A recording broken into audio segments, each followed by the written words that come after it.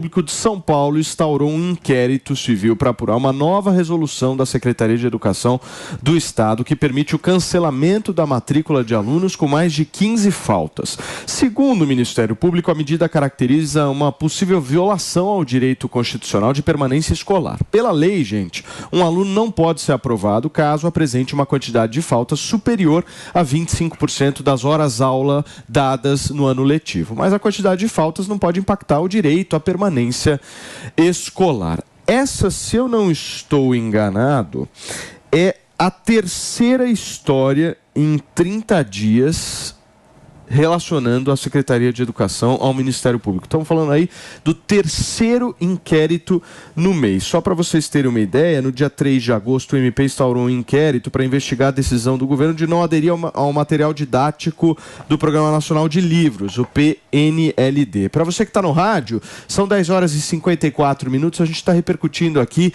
o Ministério Público investigando mais uma vez a Secretaria de Educação do Estado de São Paulo sobre o cancelamento de matrículas por 15 dias de falta na rede estadual de ensino. Como eu estava dizendo, esse é o terceiro inquérito no mês. Então, o primeiro foi da questão dos livros e o segundo foi justamente uma investigação do site do governo por suspeita de enviar dados dos alunos para empresas do setor privado de publicidade, meu querido Jotinha. Se a gente ampliar essas questões, Paulo, também tem outras polêmicas, né? Não necessariamente inquéritos, mas tem polêmicas. Tem também a questão do tablet, que a gente chegou a discutir aqui no programa, e tem a questão também dos diretores na sala de aula. Então, assim, o governo do estado consegue chamar para gerir a educação o homem que colocou o Paraná como os principais resultados do IDEB, só não deixa ele aplicar absolutamente nada. Nada, nenhum tipo de inovação. Ninguém concorda que a educação de São Paulo está no lugar onde ela merece estar. Concordamos? Concordamos. Só que quando o Roger Federer, que é alguém respaldado, que não é um aventureiro, que é alguém que tem currículo para realmente propor qualquer tipo de mudança, não deixam de fazer. E aí, Maninho, você concorda ou você acha que o Renato Federer está de alguma forma exagerando? Veja, a evasão escolar, que é quando o aluno abandona os estudos, é um problema gravíssimo no Brasil. 500 mil jovens, a estimativa do Ministério da Educação, abandonam os estudos todos os anos.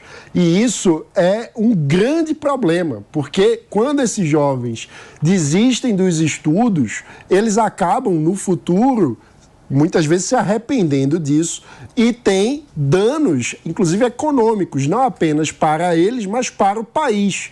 Quando alguém que deveria terminar os estudos desiste no meio do caminho, primeiro, tem um desperdício de recurso de toda a trajetória educacional. Segundo, ele deixa de se capacitar. O professor Ricardo Paes de Barros e a professora Laura Miller Machado do INSPER fizeram, inclusive, uma pesquisa para calcular o custo financeiro para o país da evasão escolar.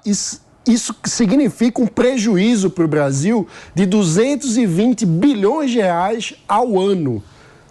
O custo da evasão escolar. Por quê? Porque essas pessoas passam a produzir menos uma vez que entram no mercado de trabalho. Ou seja, o país fica mais pobre a cada jovem que sai da escola.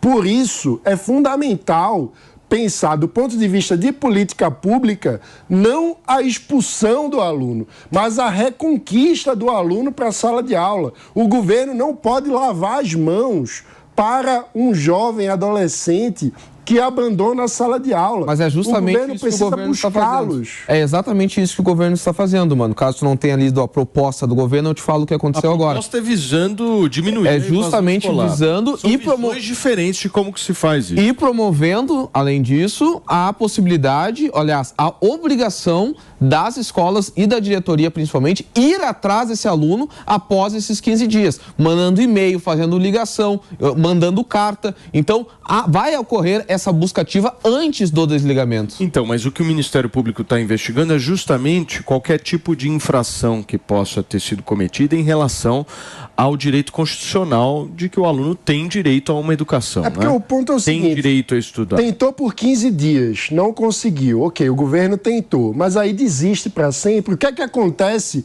após o cancelamento da matrícula? Isso é que precisa ser esclarecido pelo governo. O governo não pode dizer, tentei 15 15 dias aqui, eu lavo minhas mãos e tá expulso. A investigação é exatamente sobre isso. Exato. O que é que acontece depois? É preciso não desistir dos nossos jovens. Se a gente desiste do jovem, vai ter que lidar com ele depois, ou possivelmente sem oportunidade no mercado de trabalho, pode acabar entrando no crime, ou pode acabar ficando dependente de programas sociais, sem ter empregabilidade. Nós não podemos nos dar ao luxo de desistir dos nossos jovens. A Secretaria de Educação está dizendo o seguinte: a partir de 15 dias letivos consecutivos e depois de esgotados todos os procedimentos de busca ativa, e eles citam contato telefônico presencial e também cartas e e-mails. Ou seja, está aqui no comunicado da própria Secretaria de Educação que seria esse o procedimento.